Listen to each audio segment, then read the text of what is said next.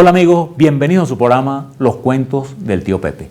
Hoy les vamos a hablar de uno de los personajes más fascinantes de la historia de Venezuela, que por lo demás está en nuestro billete de 50. Un personaje que fue educador, filósofo, pulpero, fabricante de jabón y mucho más. Y para hablar de ese tema hemos invitado a nuestro amigo Jorge Rivas, abogado, escritor, ha publicado varios libros ambientados en la historia de Venezuela, como son El Vástago de la Azucena, Entre la Cruz y la Guerra, y El Capitán Oxford. Jorge, bienvenido a nuestro programa. Gracias, Pepe. Muy agradecido por tan amable invitación para hablar de un personaje tan importante. Mira, Jorge, a mí para ambientar a nuestra audiencia en el personaje, me gustaría empezar por esa anécdota cuando él tiene 70 y tantos años y va un viajero, un aventurero francés y lo conoce. Cuéntanos eso para que nuestro público se dé cuenta de quién era don Simón Rodríguez. Sí, estamos hablando de Azángaro en 1841, cuando el maestro tenía 72, 73 años de edad, montó una pulpería en un lugar tan inhóspito. Recordemos que Azángaro se encuentra como 14.000 pies de altura sobre el nivel del mar, un lugar muy frío. Hasta ahí llegó este señor Paul Marquand, que era el seudónimo de Lorenzo Sangric, un viajero y un escritor francés, un aventurero, que estaba casualmente por Azángaro. Cuando el francés entra en la pulpería de don Simón, le habla en francés a don Simón Rodríguez, y Rodríguez le contesta también en francés y le pregunta: ¿pero usted es francés de la zona meridional por su acento? Y Lorenzo le dice: sí, sorprendido, sí, usted reconoce mi acento. ¿Y usted es francés también? No, yo soy francés, italiano, polaco, alemán, domino esos idiomas y también los dialectos que surgen de ellos. El francés se quedó pensando cuando conversa con el maestro de la perfección de la dicción, del vocabulario que maneja en francés el maestro, y se quedó pensando: Dios mío, yo tenía ganas de preguntarle si era el mismo diablo en persona quien tenía enfrente.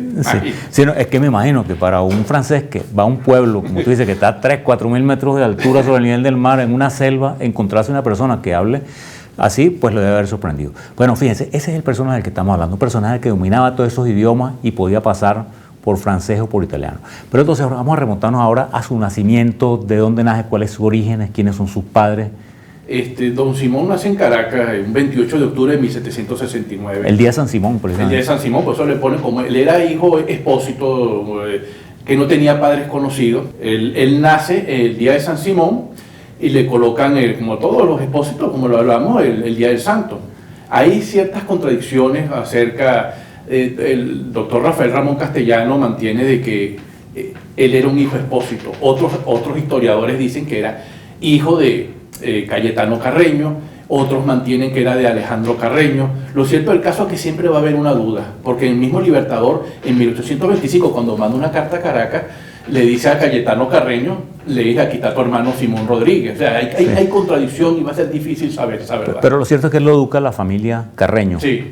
O sea, esa familia notable que produjo a este hermano Cayetano Carreño, pero es la misma rama de Antonio Carreño, el del manual de Carreño y de toda esa gente. Muy ilustre la familia, de verdad. Sí.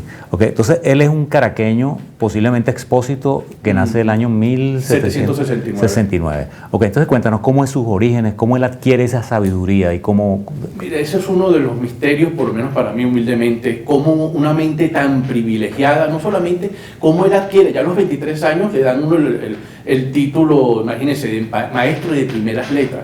Es un hombre que es precursor en América, porque él le da la importancia tan grande que tiene a las primeras letras, más que de estudiar términos modernos, secundaria.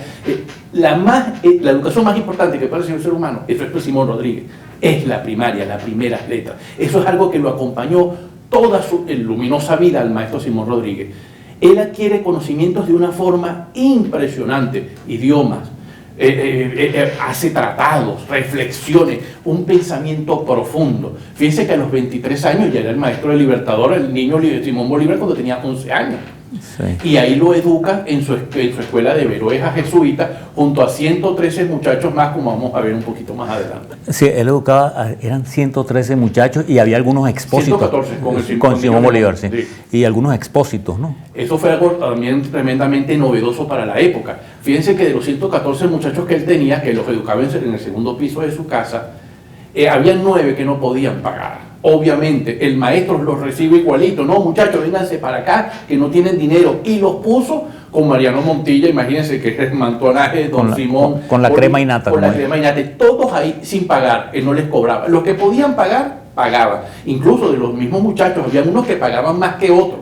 No era que todo era uniforme para cobrar. Usted puede pagar cuánto, tanto, usted no paga, igualito va a estudiar, y lo trataba igualito a todos. Sí.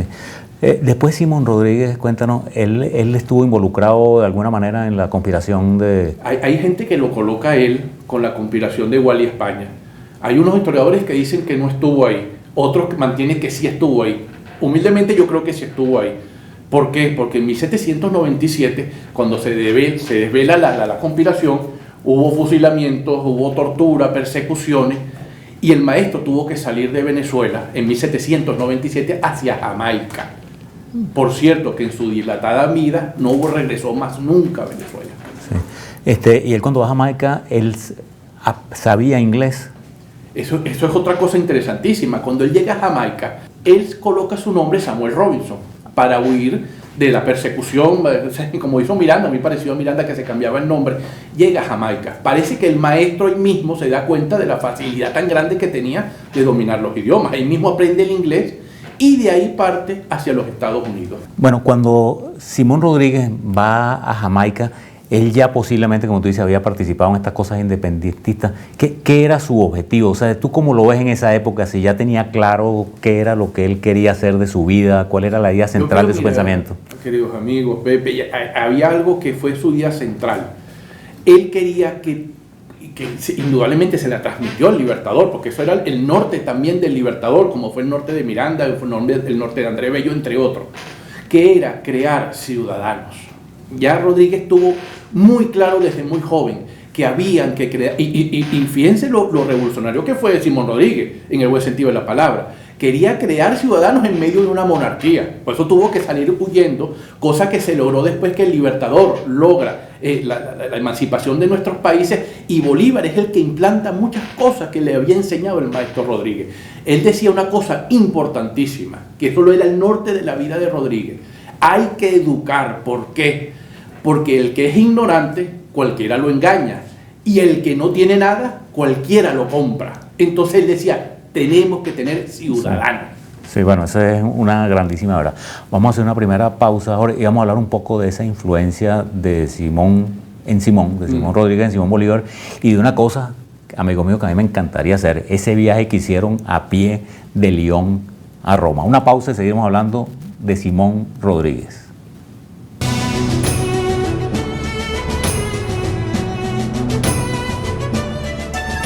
Amigos, seguimos hablando de este fascinante personaje, Simón Rodríguez. Jorge, cuéntanos cómo es ese reencuentro de los dos Simones que se reencuentran en Europa, y qué fue lo que ocurrió después.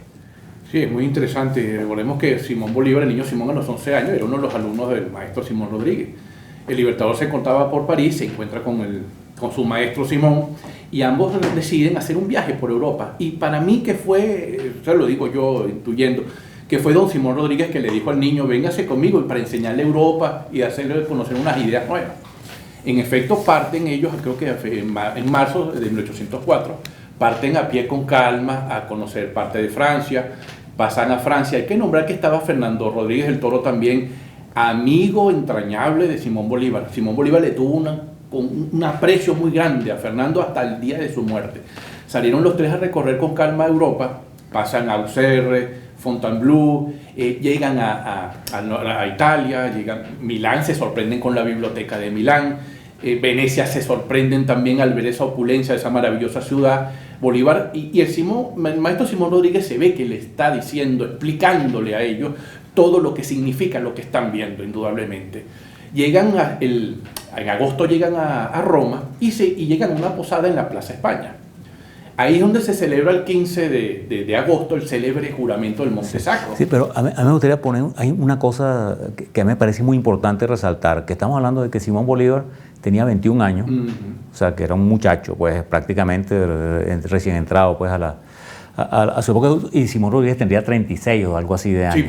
Sí, por ahí más o menos, sí, 38. Sí, y que todo este periplo, lo repito una vez más, lo hicieron a pie. A pie, tranquilamente. Duró más de un año. Yo estuvieron más de un año recorriendo toda Europa. Sí. Hasta tanto fue que fíjense que el muchacho Simón, joven, hace ese juramento, porque ya de tanto, como lo dijo Simón Bolívar en el 1825, le dijo al maestro cuando lo vio en Colombia, lo supo que estuvo en Colombia: usted es el hombre más extraordinario de la tierra. Usted es lo que ha enseñado en mí la justicia, la libertad y mi espíritu para lo mejor. Eso en mis palabras se lo dijo el Libertador cuando supo que Rodríguez volvió a América. O sea, imagínense ustedes quién fue, como dice el doctor Rafael Ramón Castellano, ese fue el triunfo más grande en la vida de Simón Rodríguez, hacer que Simón Bolívar se comprometiera con la libertad de América. Sí, claro, que debe haber sido para Bolívar un año caminando con Simón Rodríguez y conversando todas las noches, debe haber sido una experiencia extraordinaria. Sí.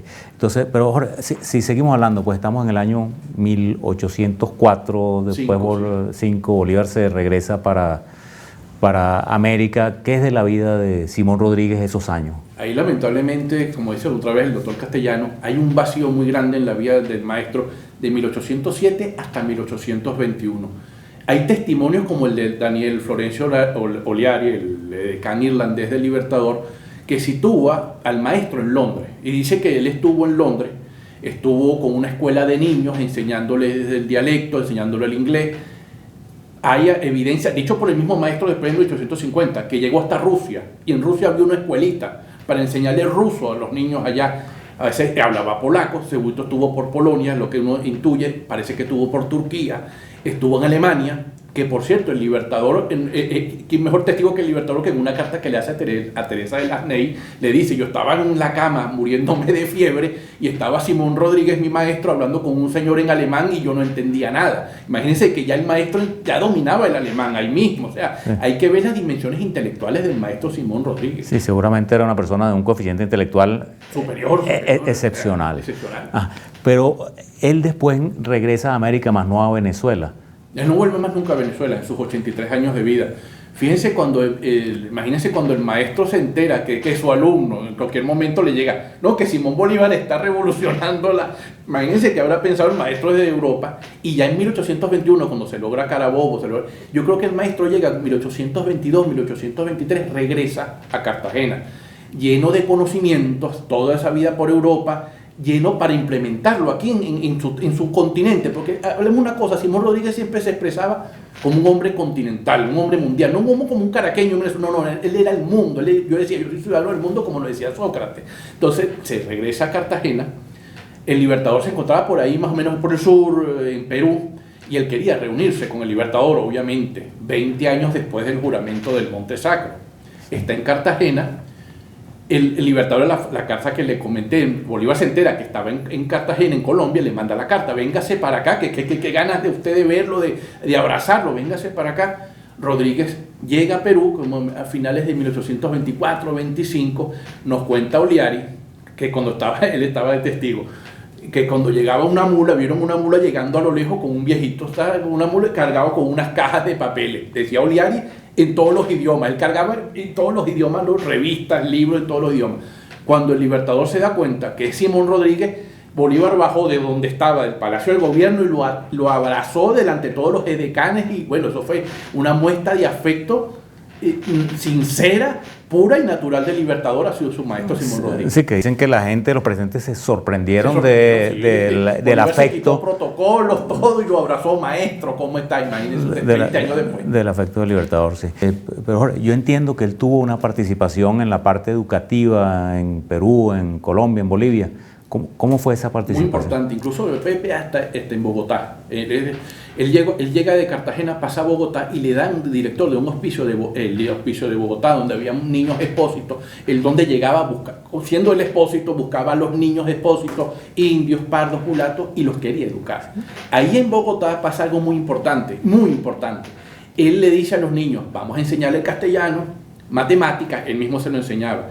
Y otra cosa muy importante, oficios mecánicos. Eso lo implanta Simón Rodríguez en América, oficios mecánicos, que son hoy en día lo que derivaron en las escuelas técnicas. Él nos enseñaba carpintería para que ustedes se hagan sus propios muebles muebles anatómicos diseñados por él, que él los había diseñado en 1792 en Caracas, agricultura, cría. O sea, él tenía que decir, ustedes tienen que saber literatura, obviamente, lenguaje, matemáticas, pero también tienen que aprender un oficio para que se ganen dignamente la vida y nadie los venga a comprar. Sí, no, eso es una idea absolutamente revolucionaria para esa época y además entiendo que él también se esmeró en que las niñas, pues, también porque por lo menos aquí en estas partes del mundo las niñas no participaban de la educación. Y volvemos a la época colonial, la llamada época colonial, que él quería que las niñas en 1792-93 también fueran con los niños. Bueno, hay más de uno le dio un infarto, no lo pudieron permitir en ese momento, sí, es verdad. Sí. Bueno, ahora vamos a hacer una última pausa. Me gustaría retomar en la última pausa primero acerca de los métodos de enseñanza de él, que algunos fueron muy criticados y porque le parecía a la gente estrambótica. Y después también ese recorrido final que estuvo hasta en Chile, en Perú y su muerte. Una pausa y seguimos hablando de este personaje extraordinario, Simón Rodríguez.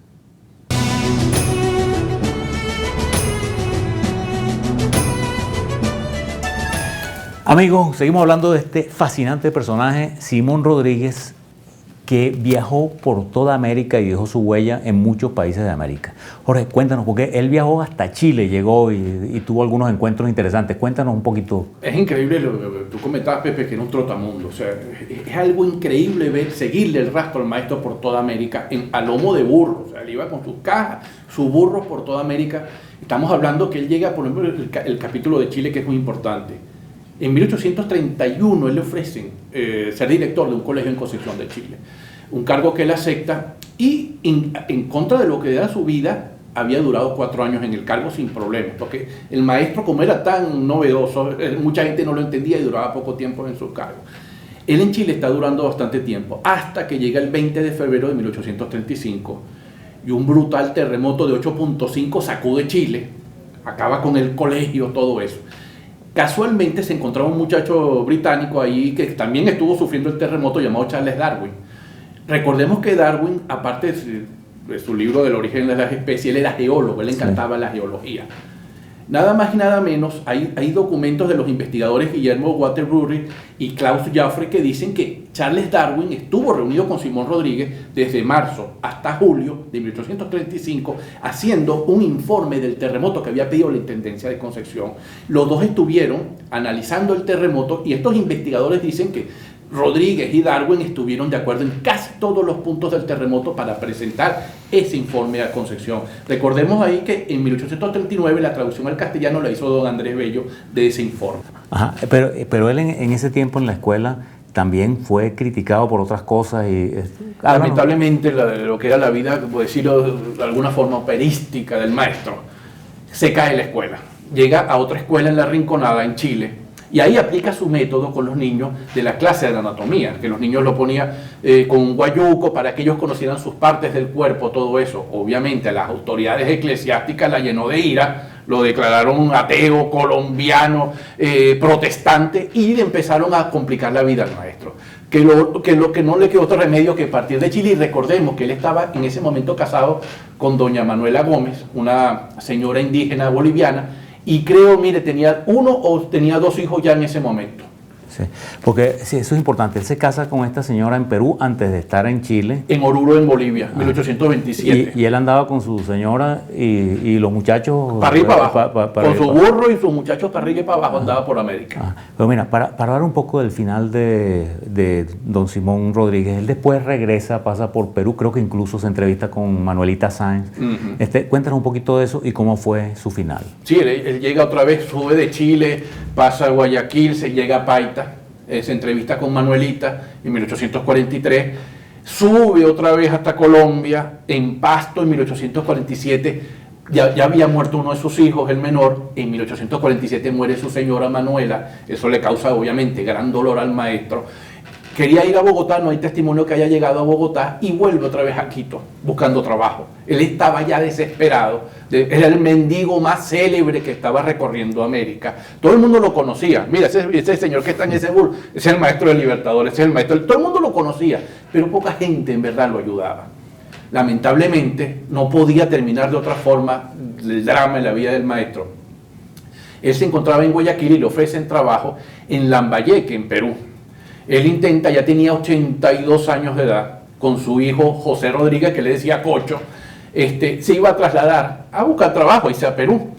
El maestro, y este es un testimonio de Camilo Gómez, un muchacho que también apreciaba mucho al maestro y estaba casualmente con ellos dos. Él le dice, vámonos a Lambayeque, pero el maestro no quería esperar una embarcación que fuera la idónea para llegar hasta allá, y se embarcan como una especie de chalana, un bote muy endeble. Bueno, dice Camilo que los agarró una tormenta y los tiró mar adentro. Y estuvieron mar adentro mes y medio, pasando hambre, solados, llegaron, por fin, dice Camilo, llegaron a un pueblo llamado Cabo Blanco, en Perú. Sí, estamos hablando de un anciano de 82, 83 años, ya estábamos en lo último del maestro, estaban los tres y llegan. El maestro parece que se estaba quejando de dolores intestinales muy fuertes, se estaba sufriendo. Cuando llegan, los pescadores lo ven, se asustan porque creen que es una enfermedad contagiosa. Camilo es el que los ayuda. No, mira, esto no se trata de esto. Se quedan quietos los pescadores por unos días y aquí sucede algo dramático. Su hijo Cocho, de 20 años, lo abandona sin siquiera despedirse. Sabía que su padre estaba muriendo y él, mira, me voy, dijo Camilo, no dijo nada y se desapareció para siempre. Eso lo cuenta Camilo Gómez, que es un documento de verdad invalorable para nosotros saber los últimos días del maestro. Llega Camilo y está un pueblito cerca que se llama San Nicolás de Amotape. Va hacia el pueblo y se va con el maestro. No sé cómo se enteró el cura del pueblo, que llegaba Simón Rodríguez inmediatamente. Ese ateo, ese protestante no entra aquí, para afuera. Se lo llevan hacia las afueras de San Nicolás y en una casa, por fin le logran dar refugio al maestro en su último día. Una señora Panchita Larrea lo atiende también y busca dos religiosos jesuitas. Van donde el maestro y todavía el maestro con sus dolores, yo no quiero saber nada de religión, déjenme en paz. Se fueron. Camilo Gómez sigue hablando con el maestro, que usted se siente mal.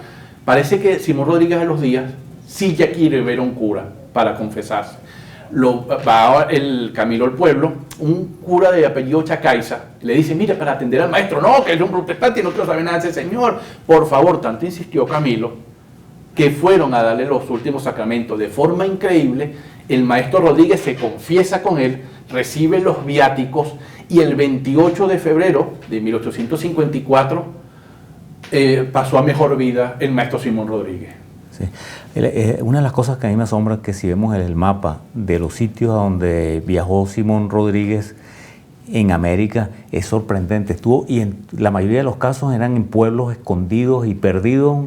Y fíjate tú, Pepe, amigos, que el doctor Rumazo González explica que en una de las travesías del maestro desde Guayaquil a Quito, dice el Rumazo González, que es ecuatoriano, hay que subir una cordillera de 4.000 metros. De 4.000 metros, donde dice que antes de subir a la cordillera te mata el calor primero, la plaga, la peste, a lomo de mula, subes 4.000 metros y el maestro tenía 79 años. Imagínense ustedes, subiendo con su mula y sus libros, y sus hijos y sus señores, para llegar a Quito a 2.800 metros.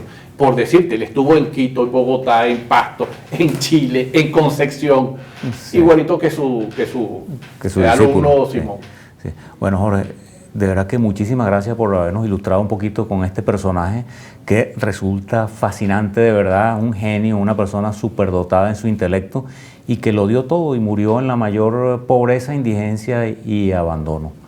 Y bueno, te esperamos para otro programa de otro tema. Gracias a ti, Pepe. Muchas gracias, amigo. Bueno, amigos, muchísimas gracias. Vamos ahora a nuestra acostumbrada sesión Educando a nuestros padres.